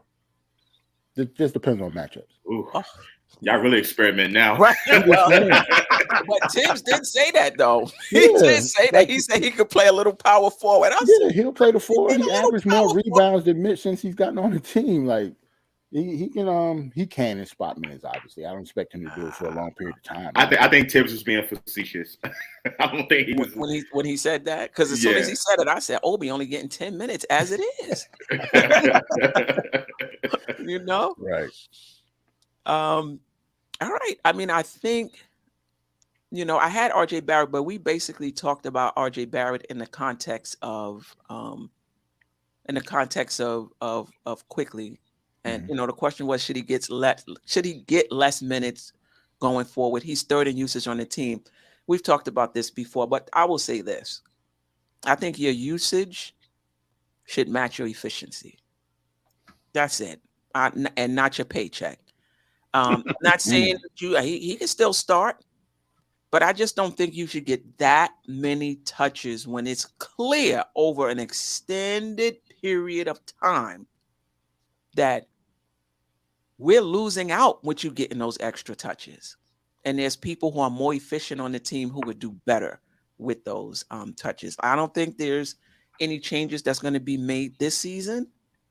But next season, I can't imagine RJ with the same usage if things don't change. If he doesn't make a leap over the summer and come back, you just can't. You just can't give him the same usage. What I would say, I think RJ's usage comes primarily with the second unit. So even though overall it's third, right? Third. Even though it's third, I think in that starting unit when he plays out there with Randall, you know, he is an off the ball player. With Randall and Brunson, he is an off the ball player, except from corner threes or whatever. RJ is not going to really take that many attempts like with the ball in his hands. Like he's not going to be the person with the ball in his hands for the most part. I think that usage comes when he's with that second unit and they get him in movement. So I don't think usage specifically for this particular topic about efficiency really tells the whole picture when it comes to RJ. Because I think he's doing most of that with the second unit, where I've always said for years he's better with the second unit. But you know, that's where that usage is coming from, in my opinion. I mean, I'm just saying, you know, like even with the second unit, it needs to be lower. I just think. Okay, that's fair. You got Hart, you got Quickley in that second unit. You got Josh Hart in that second unit. Even when he's getting most of his shots in the second unit, other than these last few games, what are you getting from those shots? You know, particularly when he's shooting a lot of threes. Now, the last game he cut down on the threes. Thank goodness. He was finishing at the rim. He got a lot. His efficiency was good. But from the 3-point line since the All-Star break, we're talking about maybe 30%, maybe. Right? I just think when you think about the top 3 players on the Knicks, I just think it's time to make that transition. Would you make that transition instead of just replacing RJ? Oh boy. Like if we're gonna bring his usage down, like what's the point of RJ then? You know what I'm saying? Like, so you doing usage per dollar? Yeah, what's the you point of RJ? We're gonna bring his usage down. Like he need to be replaced with somebody that could, you know, play a little better in his role then. That's all. You ain't gonna get me to defend that. You ain't gonna get me to go against that. I've been saying that forever. So. All I know is y'all better get the RJ talk out of the way before our community, our children comes on the chat. All that RJ talk is gonna be like, oh, y'all hating on RJ. What's with this fan base? You know, RJ. Listen, let's get it out the way before he comes on. Yeah, I mean, we could talk more about it in the off season, but listen. Yeah. And I don't want to get people in the chat upset, including JJ, but the Knicks 2 and 3 position needs to be upgraded now. Yeah. Can it be upgraded with them playing better? Yeah. Yes. I mean, that's cool. But we need perimeter shooting, bottom line. At the shooting guard and the small forward position, we need consistent perimeter shooting. Would you argue that Grimes is better than RJ in that regard, plus the defense? Oh no. He definitely it needs to improve. Yeah, you're right. He definitely is, but he's not ready in terms of what we need right now. It's just he gets such good looks off of those guys, and he's not able to take advantage of it all the time. And I just imagine us having a good shooter there, and hopefully next year that is Grimes getting those same shots and knocking it down. We're probably a 50-win team. Yeah. We may be a 50-win team anyway, Queen. Yeah, I was about to say that it's still a possibility. I mean, we're gonna have to go lights out the rest of the 9 out of the last 11. 9 and 2 in the last 11. Yeah. Yeah. But I agree with You that. believe you can achieve it, right?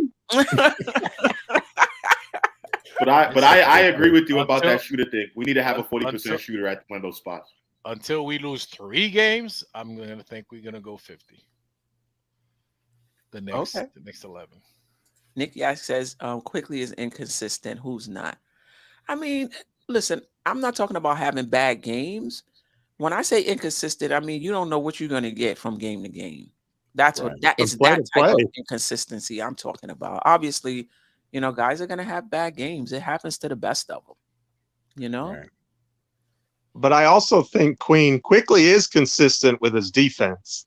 Yes, he is. You know what I mean? Even if Quickley's shot is off, the guy is guarding his rear end off. You know what I mean? Mm-hmm. And with RJ, not that he's incapable of defense, but this year, you don't know what you're getting on the defensive end. And if he's having a bad shooting night, he's basically playing himself off the floor. Especially with you got Josh Hart and that you can plug in there. You know you're getting defense from him.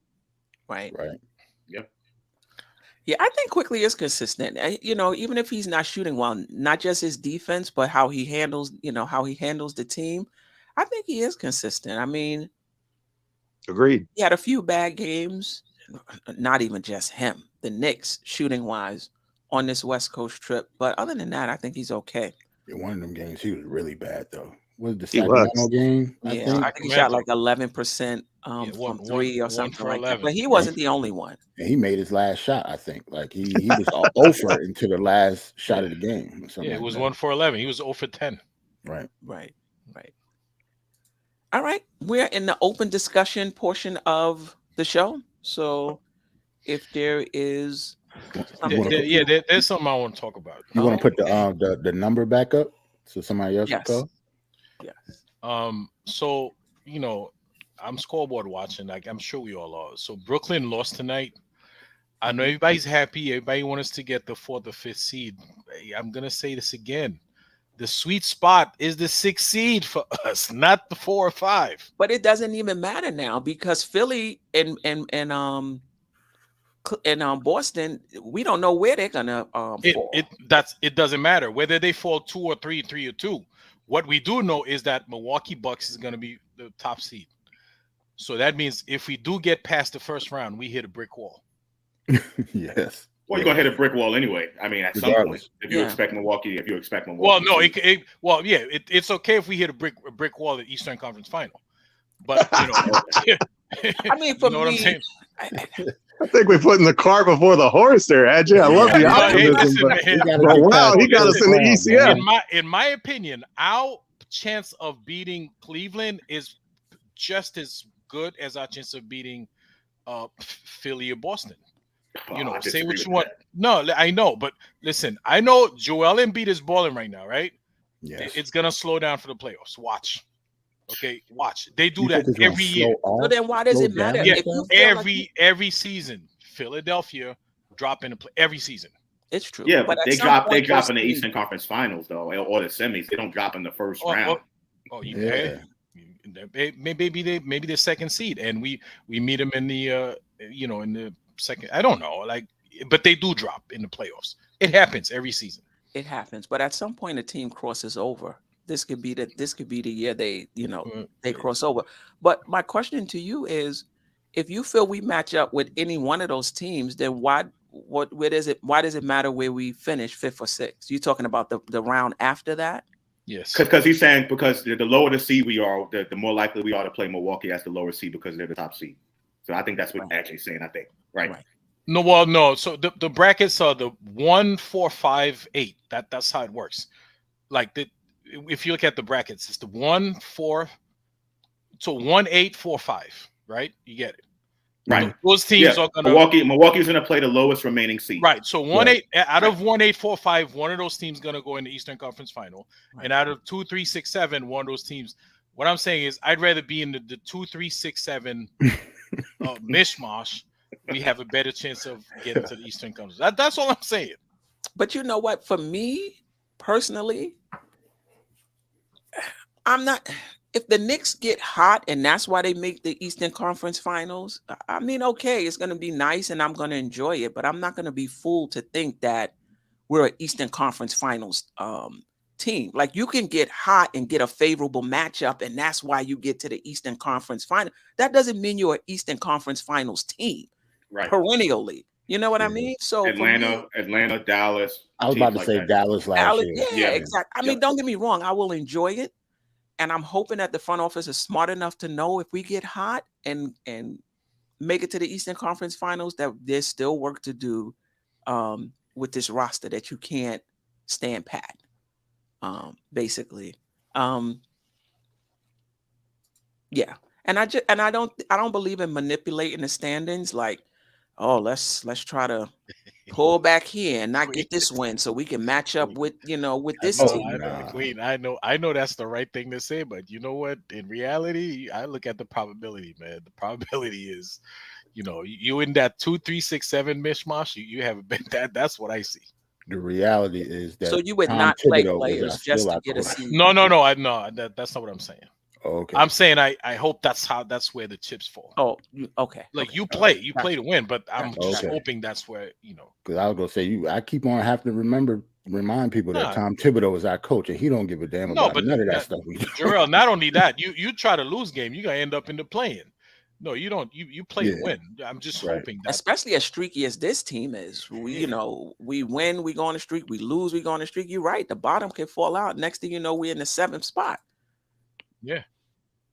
Yeah. Oh, Stafford in the chat. Salute Stafford. Salute Stafford Don. Salute to you, my brother. All right. Anybody else? Nah, I think I'm good. And I joined a little bit late. I know y'all were talking about the whole starting lineup thing, and I think at this point in the season it's way too late for the Knicks to do anything. No, we weren't talking about starting lineup. We talk about should quickly get more minutes. Yeah, but I think the thing about starting came up. It was mentioned at some point during that. Over RJ, Queen. You got to add that. Over RJ. Well, yeah. I just think I wouldn't change the starting lineup though. Yeah, right. Yeah, me neither. I don't think. I think at this point, I think at this point it's too late for the Knicks to do anything like that. I think what matters, and what we've been saying for the longest time, and what Tibbs has been saying, it matters who closes the game. And I think Tibbs has shown the ability to adjust with the lineups, or not with the lineups, but with how he utilizes his players depending on the matchup. And I think that's how it's going to continue to go. And I think that's how it should go. Yeah. Kevin Berger, we got to start looking at getting past the first round and forget about looking past that. Yeah. Agreed. Yeah. No doubt about it. All right. Anything else? If not, I would like to say something. First of all, y'all like and subscribe. This lady is amazing. This panel is off the hook. Right. I've said for years, I live a long way from New York City. My dad's from Long Island, but I live a long way from New York City. And I've always said that Knick fans are the smartest basketball minds in the world. We know the game. We think the game. And you don't get that from the national media. There's this caricature about the Knick fan that is, Stephen A. Smith of the world, whatever you want to say, but you four on here and those in the chat really epitomize what I've always been trying to say about the Knick community. And I'm so thankful that we have a forum like this and a hostess like this and panelists like this that can make this such an incredible and enjoyable experience. And to be able to do it in a season when we're 10 games over 500, 11 games over 500, is incredible. So thank you for that. Thank you for letting me be a part of it. And let's just enjoy this ride. I guess I'm a pessimist. I don't know that this team is ready to get past the first round of the playoffs. Let's just get there first and roll the dice and see what happens. But I'm in it for the ride, and I want to be in the car with y'all. That's what I'm saying. That's what's up. Definitely. And you're always welcome too, Jeff. You're always welcome to come. So. Yeah, man. Thank you. And quickly, Queen Jeff, the first thing he said is like, hit the like button, man. Yo, That anything less than 80% on the likes compared to how many people are watching, that's unacceptable. AJ get on their head, don't he? But Jarrell, Every show. if you stayed here watching for a couple of hours, that's because you're enjoying this show. Like how much work is it to just hit the like button? You know? That is true. It can't be just 50-60%. It's got to be 80% people, at least 80. It should be 100. Everybody who log in to check us out should hit the like button. Because if you stay on for more than 2 minutes, you know what, you're enjoying this like. Right. Yeah. So we got 105 in the chat, 66 likes. Let's get it up to 80. It just went. Yeah, let's get that thing up to 80, man. All right. Any last? Yes. One more thing I want to say. So did they say yet if Bronson's gonna play the next game? I haven't heard anything. I would keep him off. I would sit him the next game too. I would sit him next game until we lose a game. Well, we played Denver. Don't act like we just we won those two. No, but we play a good team. We're going to need him for the playoffs. We're going to need him to beat Denver. Like we need him. If he's healthy, the man need to play. That's all I'm saying. If he's hurt, he hurt. But if the man healthy, he needs to be out there. We need Jarrell point guard now. Yes, please. We don't want to. That type of injury he has not something that we can play with, right? That's they keep saying it's ankle, keep saying it's ankle, but I think and what I'm afraid that it is plantar fasciitis. So you want to give that foot as much rest as you possibly can. No, I don't think it's plantar fasciitis. No. I'm saying that's just what I'm thinking about because ankle. He better not get that, Josh. It's a foot. I don't think they said an ankle. I think they said it was a foot. I thought it was an ankle. At first it was, and then it moved over to foot. We actually saw the injury during the Miami game. He rolled his ankle. We saw that. We saw when it happened. Okay. Man, it happened again. Listen, I mean, if he's sorry for putting it out there, y'all. I would rest. Listen, it took all the air out of the balloon. I'm not with the rest. But if you're not ready to play, don't play. Like if you're injured. Injured. You're injured. Don't play. Yeah, if you're talking about resting the foot, that's one thing. If you're talking about just resting the foot, the injury, let him get right. Let him get 100%. Don't play him at 80, 90%. Let him get 100%. But who's 100%? At this point in the season. At this point in the season, as close to it as Obi. Obi 100%. Evan Fournier, because he ain't play. He 100%. He's fresh right 100. Controversy tomorrow at 6 p.m. I got a special guest. I'm gonna be on there clarifying my position on the Knicks to playoffs and the offense. We're gonna talk about that a little bit more. So please tune in. Nice. Get the chance.